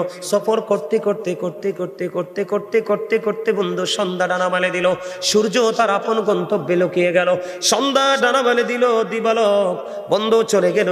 এবার তারা কি করলেন, ওই পাহাড়ের গুহার মধ্যে অবস্থান করলেন। যেই দরজাটা দিয়ে, যে দরজাটা দিয়ে তারা গুহার মধ্যে প্রবেশ করেছে, গুহার মধ্যে ঢুকেছে 3 জন। কয়জন? গুহার মধ্যে বন্ধু ঢুকেছে 3 জন লোক। 3 জন লোক ঢোকার পরে এবার কি করলো, অটোমেটিক্যালি হঠাৎ করে পাহাড় থেকে বিশাল একটা পাহাড় ধসে পড়লো। ভাগ্যক্রমে ওই পাহাড় বন্ধু, এই পাথরটা তাদের দরজা বরাবর পড়েছে। হাদিস শরীফের মধ্যে এসেছে, পৃথিবীর কেউ নাই, পৃথিবীর কারো কোনো ক্ষমতা নাই আল্লাহ ছাড়াই পাথরটা সরাইবার দরজা থেকে। কত বড় বিপদ চিন্তা করছেন নি? কয়জন লোক? 3 জন লোক, বনি ইসরাইলের 3 জন লোক, তারা এটার মধ্যে পড়ে বিপদে পড়ে গেল। 3 জন এটার মধ্যে বন্ধু আফসোস করতেছে, কি করব এখন, এত বড় পাথর দরজার মুখটা ফিরাপ করে দিছে, আমরা এখান থেকে কেমন করে বের হব? চিন্তা করতে করতে করতে করতে 3 জন মিলে একটা পরামর্শ করলেন। যেমন আজকে আপনাদের এই প্রোগ্রামটা একটা কিন্তু এদের মতো একটা এক্সাম্পল হতে পারে, যদি মন দিয়ে, হৃদয় দিয়ে, ভালোবাসা দিয়ে শুনতে পারেন। 3 জন পরামর্শ করলো, বন্ধু আমরা 3 জন তো বিপদে পড়ে গেছি, এখন বিপদ থেকে যারা জান্নাতের বাগানের মেহমান তাদের জন্য লাঞ্চ টাইম, এই জন্য আপনাদেরকে হালকা করে একটু লাঞ্চ করিয়ে নিলাম। হুজুর, এটা আবার কেমন ধরনের ব্যবহার, এটা আবার কেমন ধরনের কথা? এটা আমার কথা নয়, নবীজি জানিয়ে দিয়েছেন জান্নাতের বাগানে যারা প্রবেশ করে তারা জান্নাতের মেহমান হয়ে যায়, তারা জান্নাতি হয়ে যায়, তারা জান্নাতের মেহমান হয়ে যায়। জান্নাতের মেহমানদের জন্য খাবার হলো সুবহানাল্লাহ আলহামদুলিল্লাহ লা ইলাহা ইল্লাল্লাহ সুবহানাল্লাহ আলহামদুলিল্লাহ লা ইলাহা ইল্লাল্লাহ লা ইলাহা ইল্লাল্লাহ লা ইলাহা ইল্লাল্লাহ লা ইলাহা ইল্লাল্লাহ মুহাম্মাদুর রাসূলুল্লাহ সাল্লাল্লাহু আলাইহি ওয়াসাল্লাম। ও বন্ধু, এই নাস্তার স্বাদ হলো ব্যতিক্রম। পৃথিবীর বুকে দুপুরবেলা যে লাঞ্চ আমরা করি প্রতিদিন, ওই লাঞ্চ থেকে আসে দেহের প্রশান্তি। আর মাহফিলে আপনাদেরকে যে লাঞ্চ আমি করিয়েছি, ওই লাঞ্চ থেকে আসে আপনার রুহের প্রশান্তি। দুই ধরনের খাবার লাগে মুমিনের প্রতিদিন। একটা হলো পৃথিবী থেকে খুঁজে বের করা হয়, পৃথিবী থেকে খাওয়া হয়, এটা হলো মুমিনের দেহের খোরাক। আর এই সমস্ত বাগান থেকে যেটা সংগ্রহ করা হয়, এটা হলো মুমিনের জন্য রুহের খোরাক। বন্ধুরে আমার, বলতেছিলাম মনে আসেনি আপনাদের? তিনজন লোক পরামর্শ তাদের ফাইনাল হয়ে গেল। এর মধ্যে বন্ধু একজন সিদ্ধান্ত করলো, আমার জীবনে এমন একটা কর্ম আমি করেছিলাম যেটা একমাত্র আল্লাহ রাব্বুল আলামিনকে পাওয়ার আশায়। কর্মটা হলো কি একটুখানি বলে দেই, না হয় বুঝবেন না। প্রথম যিনি তার উসিলাটা আল্লাহর দরবারে তুলে ধরেছে, আল্লাহ কিন্তু বলেছে ইয়া আইয়ুহাল্লাযীনা আমানুত্তাকুল্লাহা ওয়াবতাগু ইলাইহিল ওসিলা। আল্লাহ বলেছেন ইমানদারগণ, তোমরা আমাকে ভয় করো, আর ভয় করার পরে তোমরা উসিলা তালাশ করো। হুজুর উসিলাটা কি? ওয়াকুনু মা'আস সাদিকিন, ট্রুথফুল ম্যান, সত্যবাদী লোক, তার মানে হক্কানি আলেম এবং হক্কানি আল্লাহর ওলিরা। তোমরা তাদের সাথে যখন যুক্ত হয়ে যাবে রে, তখনই তোমাদের ধাপ একটার পর একটা সামনের দিকে অগ্রসর হতে থাকবে। সন্তান বাবা মার জীবন থেকে যদি একটা চলে যায়, আল্লাহ চাইলে 70 বছর, 50 বছর, 60 বছরও আরেকটা আসে। কিন্তু মা বাবা এমন অমূল্য সম্পদ রে, এটা জীবন থেকে একবার হারাই গেলে আর আসে না বন্ধু, আর ফিরে দেখা যায় না রে। কত মুরব্বীর চেহারা দেখা যায়, কিন্তু বাবাকে কারো মাঝে খুঁজে পাওয়া যায় না। আত্মীয় স্বজন কত বৃদ্ধা আমরা দেখতে পাই রে, মায়ের প্রতিচ্ছবি কত জনের মাঝে আমরা খুঁজে পাই, কিন্তু মা তো নাই, চিরদিনের জন্য চলে গেছে অচিন দেশে। বন্ধু ওই ছেলে কাঠুরিয়াটা ডাক দিয়ে বললেন, বন্ধু এমনি করে করে প্রতিদিন তিনি দুধ পান করায় মাকে আগে আইসা। বন্ধু একদিন তিনি দেরি করে আসলেন, আজকে আইসা দেখে বাবা মা ঘুমাই গেছে। বাবা মা যখন ঘুমিয়ে গেল, ইনি কিন্তু ধারাবাহিকভাবে তিনি একটা পাতিল হাতুনি তিনি দুধ দহন করেছে। হাদিস শরীফের মধ্যে সে যে দুধটা দহন করার পরে এবার ওনার সন্তান ডাক দিয়ে বলল, বাবা বাবা গো, আমাকে একটুখানি দুধ দাও না, আমি দুধ পান করব। ওই কাঠুরিয়া ডাক দিয়ে বলল, না না, আমার মা ঘুমিয়ে গেছে তো কি হয়েছে রে, আমি যতক্ষণ না পর্যন্ত আমাকে দুধ খাওয়াইতে না পারবো ততক্ষণ আমি কাউকে দুধ দিব না, এবং আমি আমার মায়ের রুমের দরজাটাও আমি ছাড়বো না। বন্ধু কেমন সন্তান ওই কাঠুরিয়া! কাঠুরিয়া কি করলো? মা যে জায়গার মধ্যে ঘুমাইছে, ও বন্ধু দুধের পাত্রটা হাতে নিয়ে দাঁড়াইয়া রইল। দাঁড়াইয়া থাকতে থাকতে ফজরের আজান হয়ে গেল। মা দুঃখিনী বন্ধু উজু বানাইলো, উজু বানাইয়া যখন ফ্রেশ শেষ হয়ে গেল, ওই কাঠুরিয়া আগে তার মাকে দুধ পান করাইলো। এই যে দুধ পান করিলেন, সন্তানকে দিলেন না, বিবিকে দিলেন না। সন্তান অনেক বেশি ডাকাডাকির করার পরে বাবার মনটা গলাইতে পারলো না। ওই দিন ওই কাজটা শুধু করেছি আমি একটা মাত্র কারণে, ওই যে আল্লাহ বলেছেন অবিল ওয়ালিদাইন ইহসানা, মা বাবার সাথে মিষ্টি মধুর সৎ আচরণ করো। আমি আল্লাহ সেদিন এই ব্যবহার করেছিলাম তুমি মালিকের খুশি করার জন্য। ওই দিনের আমল যদি তুমি কবুল করে থাকো, ওই দিনের গোলামি যদি তুমি কবুল করে থাকো, তাহলে আমাকে আজকের এই বিপদ থেকে উদ্ধার করো। বন্ধু ও বড়রা, ধনীশ্বরের ভাই, আমার বাবা গো, আমার মা বোনদেরকে ডেকে ডেকে বলছে গো, হৃদয়ের জানালাটা খুলে দাও, বাবা মা কেমন একটু বুঝে নাও। এবার কি করলেন বন্ধু আল্লাহর কুদরতে, সন্তান যখন দোয়া করলেন, দোয়া শেষ হইতে দেরি রে, চাইয়া দেখে পাথরটা আল্লাহর কুদরতে একটুখানি সরে গেছে। কিন্তু হাদিস শরীফের মধ্যে এসেছে, কিন্তু সরে গেলে লাভ হবে না, কিন্তু বের তো হওয়া যাবে না। একটুখানি সরে গেছে বটে, কিন্তু বের হওয়ার কোনো সুযোগ নাই। এবার দ্বিতীয় ব্যক্তি খেয়াল করবেন, এটা বর্তমানে আমাদের সমাজের সবচেয়ে বেশি নোংরামি। একটা অপশন, আরো দুইটা আছে, কিন্তু এটা এই আলোচনার সাথে না। তারপর আমি আপনাদেরকে একটুখানি শোনাই বন্ধু, শুনবেন তো? দ্বিতীয় ব্যক্তি কোন উসিলা দিয়ে আল্লাহর কাছে সাহায্য চাইলেন? দ্বিতীয় ব্যক্তির আচরণ ছিল কেমন জানেননি? উনি ওনার একজন চাচাতো বোনকে তিনি খুব ভালোবাসতেন এবং ফিজিক্যাল মিলামেশার জন্য চেষ্টাও তিনি করেছেন, কিন্তু কোনোভাবেই তিনি মেয়েটাকে রাজি করতে পারে না। একটা সময় পৃথিবীর বুকে বন্ধু দুর্ভিক্ষ শুরু হয়ে গেল। দুর্ভিক্ষ যখন শুরু হয়ে গেল, দুর্ভিক্ষ শুরু হয়ে যাওয়ার পরে এবার তিনি ওই মেয়েটাকে 200 দিরহাম দিলেন। কয় দিরহাম? 200 দিরহাম দিলেন, ওই মেয়েটাকে 200 দিরহাম দিলেন এবং তার যে মনের আশা আকাঙ্ক্ষা পূরণ করার জন্য একেবারে মেয়েটার কাছাকাছি চলে গেল। খেয়াল করবেন যুবক, তোমরা আজকে এখান থেকে শিক্ষা নাও। যুবকটা মেয়েটার একবারই কাছাকাছি চলে গেল। দেখবেন ইমানদারের ইমানি জজবা কত শক্ত। আল্লাহর হাবিব বলেছে, হাদিস শরীফের মধ্যে এসেছে, যেখানে বেগান একজন পুরুষ এবং বেগান একজন নারী থাকে, এখানে তৃতীয় পার্সন থাকে শয়তান, ওখানেই জিনা ব্যভিচারের সম্ভাবনা বেশি থাকে। কিন্তু বন্ধু দুজনকে পরিচয় আছে, একজন আরেকজনকে কাছে বেঁধে যায়। কিন্তু বন্ধু সবচেয়ে বড় মজার খবর হলো গো, আপনি একটুখানি নজর দিয়ে চাইয়া দেখেন, ছেলেটা মেয়েটার একবারে কাছাকাছি গেছে। আমি আর অত কাছে গেছে সেটা বলতে চাই না, লজ্জাজনক বিষয়, আমার কাছে খারাপ লাগে। তার মানে একেবারে ছেলেটা মেয়েটার কাছাকাছি চলে গেল। মেয়েটা এতটাই আল্লাহ বলা ছিল, আল্লাহ রাসূল প্রেমিক ছিল। মেয়েটা ওই দ্বিতীয় ব্যক্তিকে একটা ডাক দিয়ে বলল, না না, তুমি আমার ইজ্জত হরণ করে নিয়ে যাও না। আমাকে যিনি মোহরানা দিয়ে আমাকে যিনি বিয়ে করে বিবি বানাবে, ওনার জন্য সতীত্ব রক্ষা করতে হবে আমাকে। তুমি আমাকে নষ্ট করো না, আমার ইজ্জত তুমি লুটে নিও না। বন্ধু, মেয়েটা যেমনি ভাবে আপত্তি করলো, ছেলেটা তেমনি ভাবে মেয়েটাকে ছেড়ে চলে আসলো। এবং ওই যে 200 দিরহাম দিয়েছিল বিনিময়, ছেলেটা ওই 200 দিরহাম পর্যন্ত দাবি তিনি ছেড়ে দিয়েছে। ওই ব্যক্তিটা হলো আজকের বিপদগ্রস্ত দ্বিতীয় ব্যক্তি। ওই ব্যক্তিটা আল্লাহর কাছে দরখাস্ত করে দিলেন, মালিক ওই দিন আমি অপরাধের এত কাছাকাছি গিয়েছিলাম, ওখান থেকে আমি ফিরে এসেছি। মালিক, ওখান থেকে আমি সেদিন ফিরে এসেছিলাম শুধুমাত্র তুমি আল্লাহর কথা ভেবে, তুমি আল্লাহর দিদারের আশায়, তোমার সন্তুষ্টির জন্য। ওই দিনের আমল যদি তোমার দরবারে কবুল হয়ে থাকে গো, আজকে আমাকে এই বিপদ থেকে তুমি বাঁচাও। দোয়া শেষ হইতে দেরি বন্ধু গো, দোয়াটা শেষ হইতে দেরি, সঙ্গে সঙ্গে পাথরটা আরো একটু সরে যেতে দেরি করলো না। জোরে জোরে বলেন না সুবহানাল্লাহ। সুবহানাল্লাহটা কিন্তু মজা হয় না। আমার ওয়াজ কিন্তু আমি শেষ করে দিচ্ছি, আজকে চলে যাব। হয়তো বা আপনার আমার জীবনে অনেকেরই মাহফিলটা শেষ হতে পারে, এমন ভাবে মাহফিলটাতে বসুন বন্ধু, মনে করুন এটা আমার জীবনের শেষ মাহফিল, তাহলে এখান থেকে গুনাহ মাফ নিয়ে যেতে পারবেন। যদি মনে করেন এটা আমার জীবনের শেষ মাহফিল, তখন আপনার মধ্যে মানসিকতাটাই অন্যরকম হয়ে যাবে।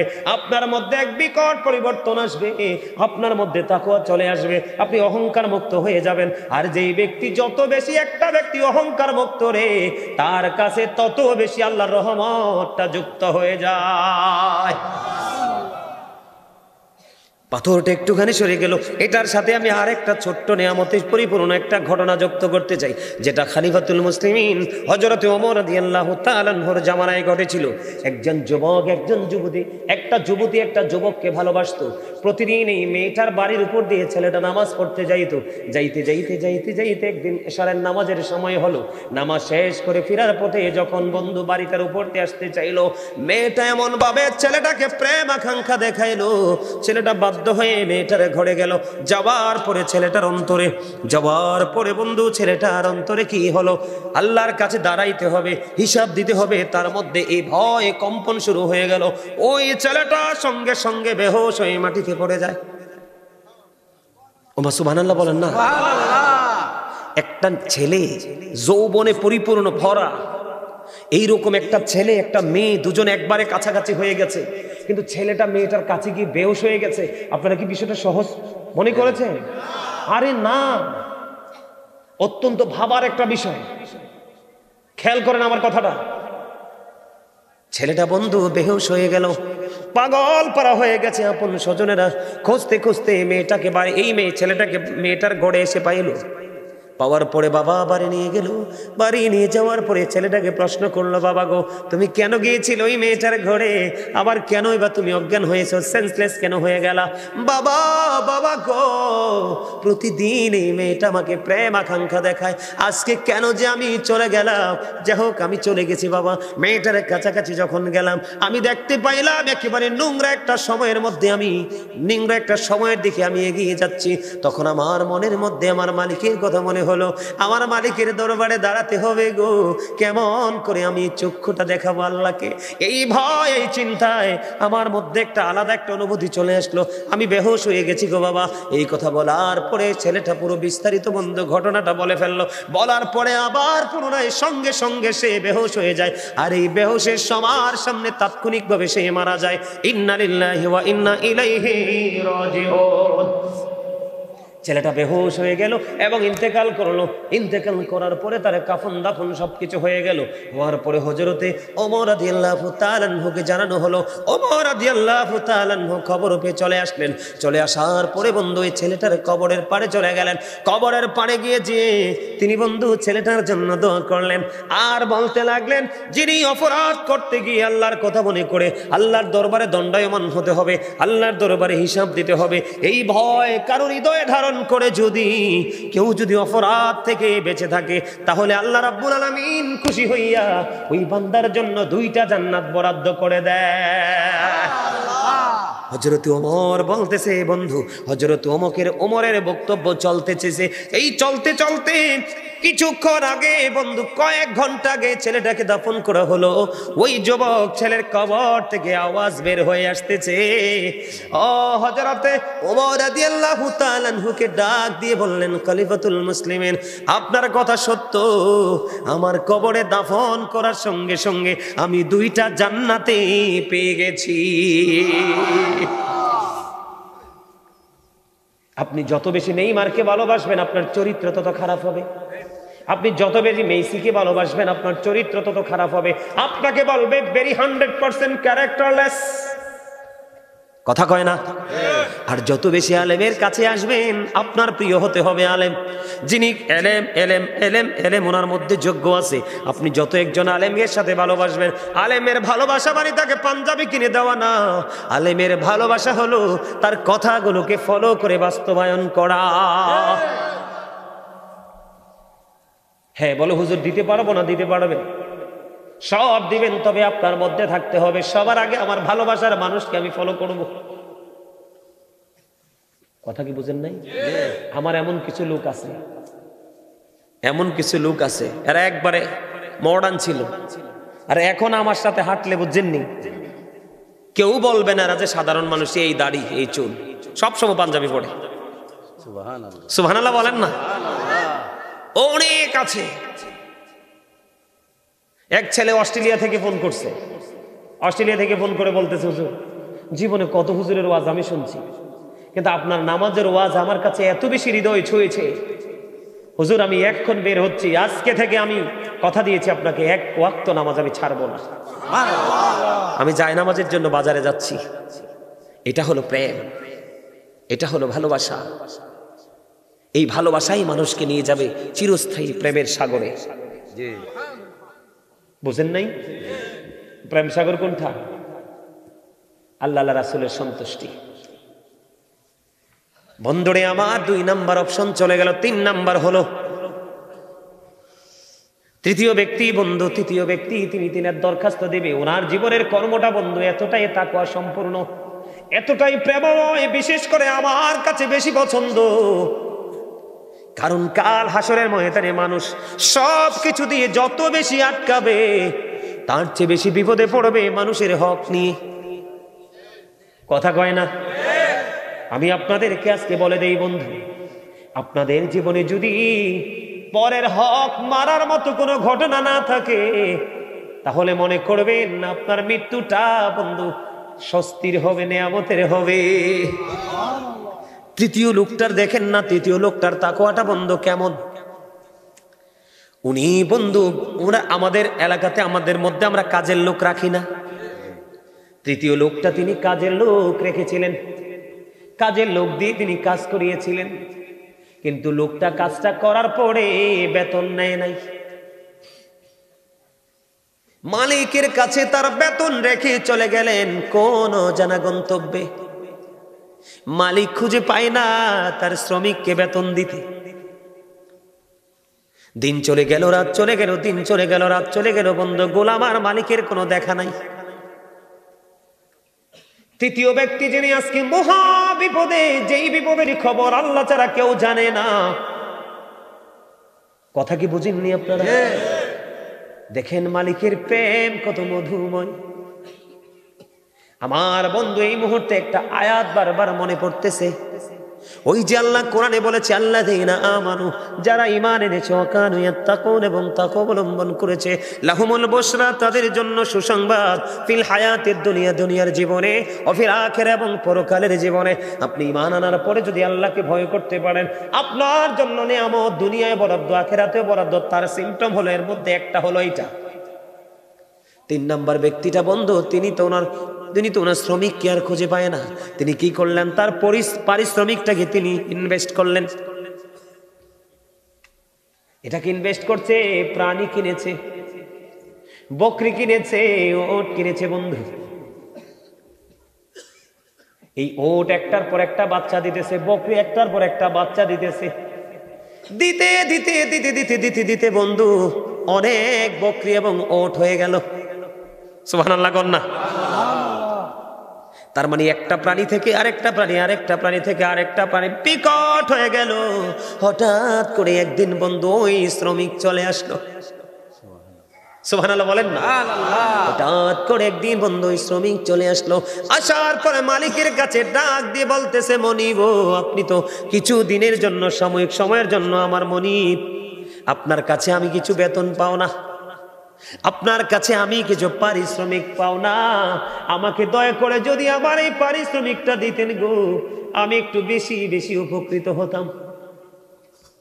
বন্ধু গায়ের পশম গুলো দাঁড়িয়ে যায় রে, কেমন প্রেম তাদের সিনায় মালিক ঢুকিয়ে দিল। আমি আজকে এই বড় রাত ধরিশ্বর থেকে আল্লাহর কাছে দরখাস্ত দিব, মালিক তুমি রহমতের নজরে তাকায় দেখো গো মালিক, কত মানুষ, কত আমার দাড়ি ফাঁকা মুরব্বী বাবারা, কত আমার ভাইয়েরা, মাহফিল কমিটি, পর্দার অন্তরালে রয়েছেন আমার মা বোনেরা, যাকে তোমার বেশি পছন্দ হয় গো, তার উতিলায় আজকে আমাদেরকে ওই 3 নাম্বার তাকওয়াবান ব্যক্তির মতো বানায়া দাও, আমরা যেন ভোগী না হই, আমরা যেন ত্যাগী হতে পারি। আমিন বলেন না।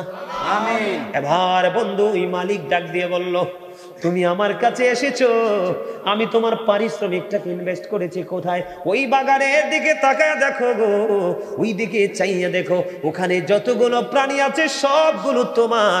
আপনি কি বলতেছেন? কয় হ, ওই যে দেখো সব কিছু তোমার। এটা কেমন করে সম্ভব?